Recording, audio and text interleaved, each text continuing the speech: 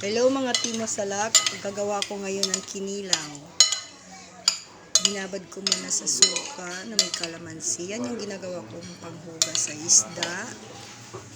Ayan, halo-haloin ko muna para manuot yung suka at kalamansi niya. Ayan. Tapos pagkapiga niyan, ito yung mga ricado na ilalagay ko sa aking kinilaw. Ayan, may luya. Ayan siya. Napiga ko na yan. Tapos ihalo ko na lahat ng ricado sa aking kinilaw. Ayan. Lagyan ko ng pipino. Ayan, yan ang pipino. Pa-slice na siya.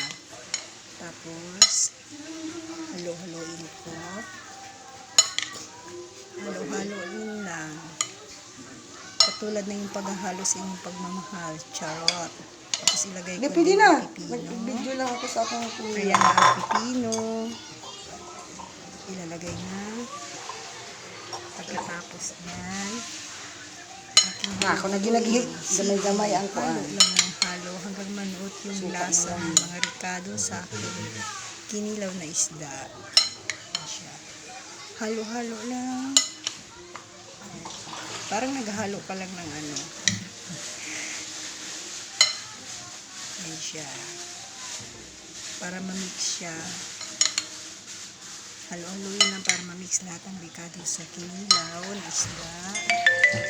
And then, ayan siya. Ay, mukhang masarap na. Habang hinahalo-halo natin. Para ma-mix lahat ang mga ricado sa isdang kinilaw. Ayan, halo-haloin mo na siya ng maigi. Andiyan na natin yung sili. May sili na rin yan na hiniwa-hiwa ko. Maliliit. Andiyan lagyan ko ng patis. Tapos suka.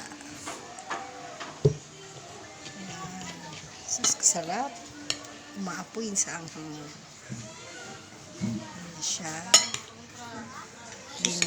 Halo-haloin ko pa rin ulit kasi nilagay ko yung suka, paminta, asin, patis hanggang malasahan siya.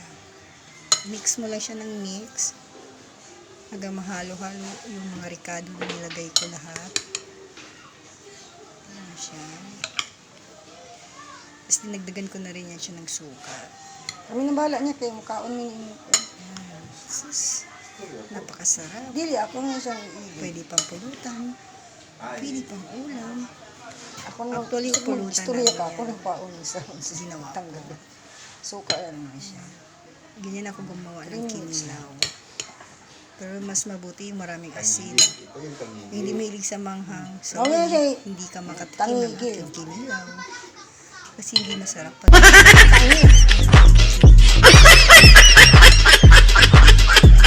Timo Salak. Tangi pala to, tangi. Pinakadabis na pulutan na gusto ko. Lalo na pag may kanin. Ihawon mo na! Oh my gosh, napakasarap niyan. Ayaw! Iyan na siya. Kasi na siya. Ngayon yan, mga ricado. Nilagyan ko rin siya ng luya para masarap. Pinihiwa-hiwa lang siya ng maliit.